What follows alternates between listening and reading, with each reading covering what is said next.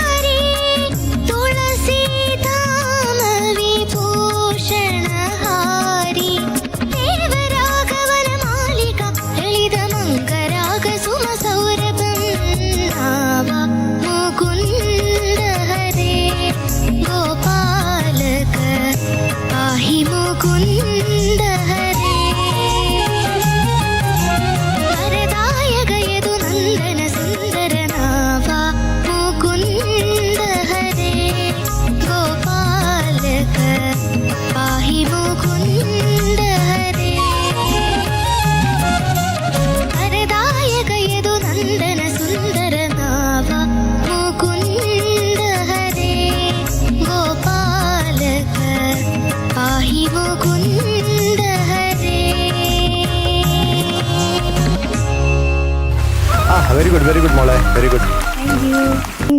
ഇത് പാടിയിരിക്കുന്ന ദീപാങ്കുരനും അതുപോലെ തന്നെ മഞ്ജു മേനോനും ചേർന്നാണ് അല്ലേ?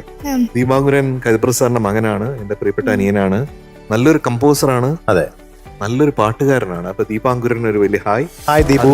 അതുപോലെ തന്നെ മഞ്ജു എനിക്ക് വേണ്ടി പാട്ടുകൾ പാടിയിട്ടുണ്ട്. മഞ്ജുവിനും ഒരു ഹായ്. ഹായ് മഞ്ജു. അപ്പൊ നമുക്ക് മാർക്കിലേക്ക് കിടക്കല്ലേ? അപ്പോ ഇന്നത്തെ ഭജന സംഘത്തിന് കിട്ടിയിരിക്കുന്ന mark 97.5 out of 100. Yes. Maithili കുട്ടാ, പുതിയ പുതിയ പരിപാടികളൊക്കെ ആയിട്ട് ഇനിയും വരണം എല്ലാവരും കേട്ടോ. Thank you all the best. Meenu കടി ഇവിടുന്ന് എഴുന്നേക്കണല്ലോ അല്ലേ? മീനു കടി എന്തോ ആ വീണെന്ന് നോക്കട്ടെ. ഇത് തമ്പുരു വീണയാണെന്നോ? നമുക്ക് ഇഷ്ടമുള്ളത് വിളിക്കാം ഇതിന്. ഇതെനിക്ക് സമ്മാനിക്കുന്നതാണോ? അതെ, പ്രിയപ്പെട്ട MJ അങ്കിളിന് തമ്പുരു പോലിരിക്കുന്ന ഒരു വീണ. വീണ പോലിരിക്കുന്ന തമ്പുരു. അതെ, ഇത് ഹാപ്പി തമ്പുരു ആയോ? പോലിരിക്കുന്ന വീണ. അങ്ങനെ വായം കൊണ്ട് വെക്കാം. ഇതിവിടെ വെച്ച വേണമെങ്കിൽ സൈഡിലൊരു ഷോയ്ക്ക്. ഒരു ഷോയ്ക്ക് എവിടെ ഇടും? അതെ. ഇത് തമ്പുരു ആയിട്ട് ഉപയോഗിക്കാം, വേണമെങ്കിൽ ഗിറ്റാറായിട്ട് വായം കൊണ്ട് ഇതിന്റെ ഒച്ച വേണേ വെക്കാൻ. താങ്ക് യു ഡാ, ബൈ.